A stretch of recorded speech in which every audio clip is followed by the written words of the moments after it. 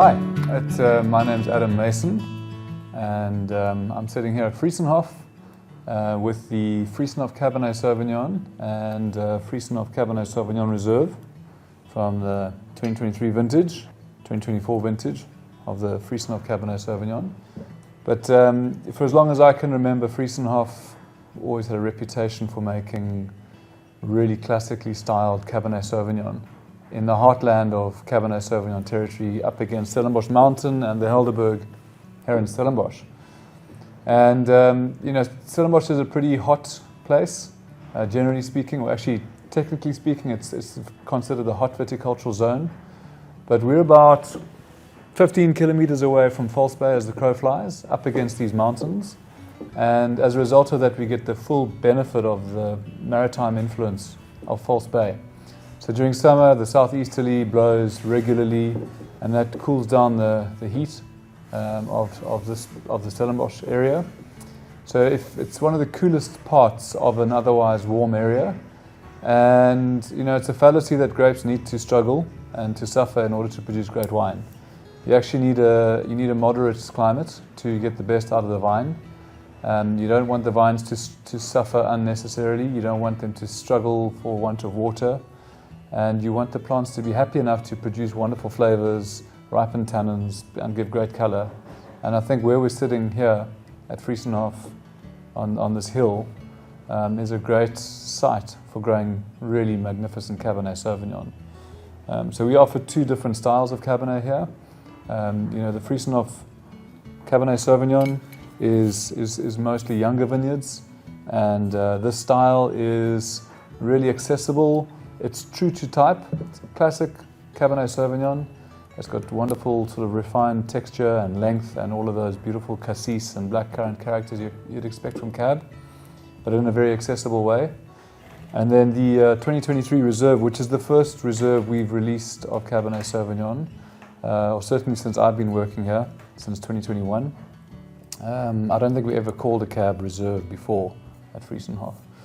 I may be wrong. But this is really what I thought to be the very best Cabernet Sauvignon in the cellar from the 2023 vintage, which was an exceptional vintage, and aged for sort of almost 24 months in new French oak mostly, 300 litre barrels with a medium toast, just so that the component of barrel maturation was there, but that it didn't sort of overwhelm the vineyard character and the character of site, the story of Vriesenhof. We want that always to come to the fore with these wines. So let's open them up and take my word for how they taste.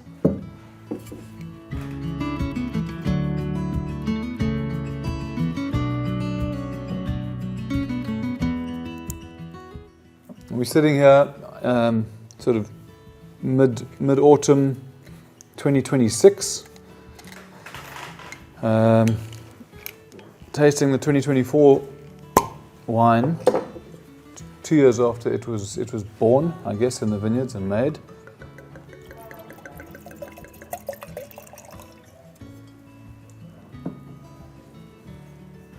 The 2024 vintage was quite a modest vintage in that it was, we were quite challenged with weather, and you had to be very smart when you picked to get the best from every block and from every parcel of fruit, which I believe we did very well.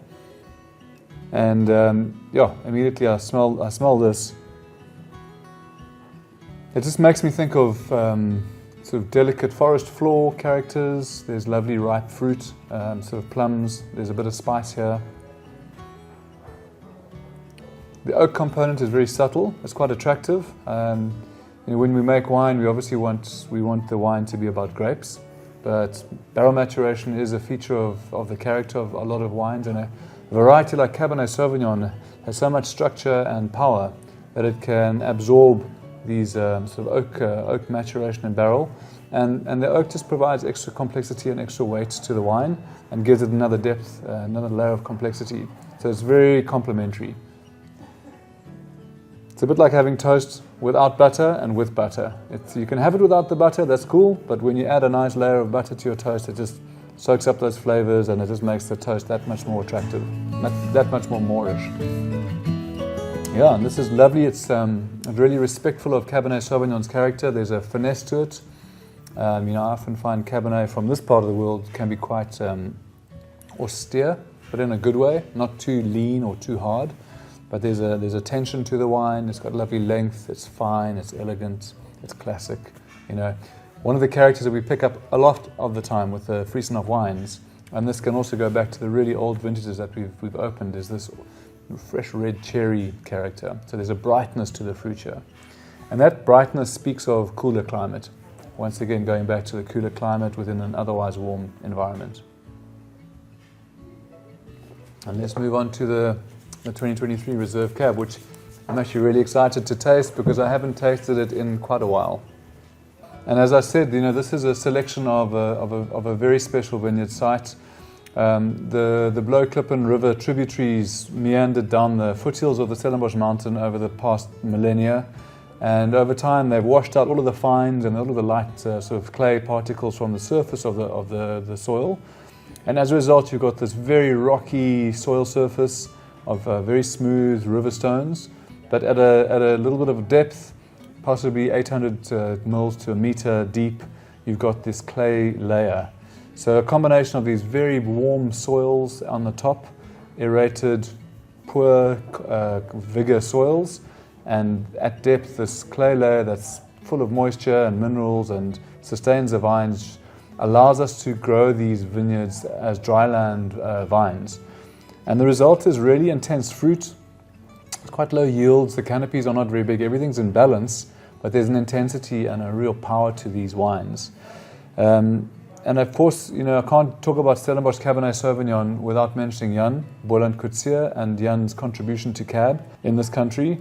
Jan was initially the winemaker at Kanonkorp, but one of the things that Jan achieved whilst he was there was the successful selection and multiplication of a really important Cabernet Sauvignon clone that we still use to this day. It's called Cabernet Sauvignon 46.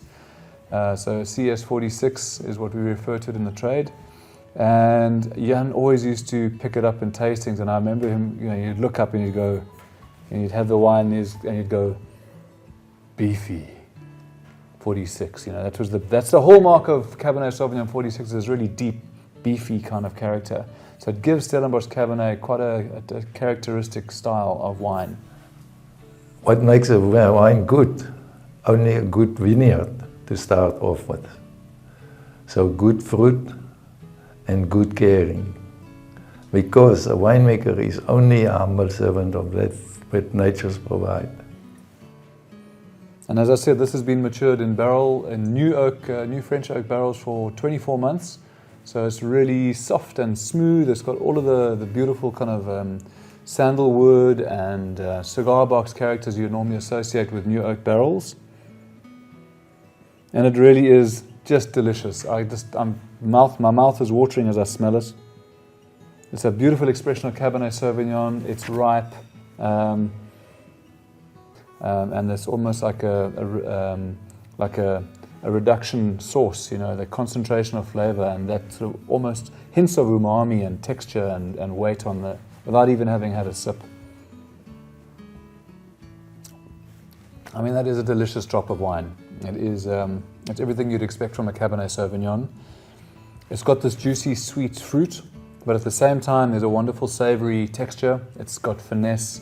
The palate has almost a little bit of a chalky, dry sensation, which just, gets the mouth watering. It's salivating.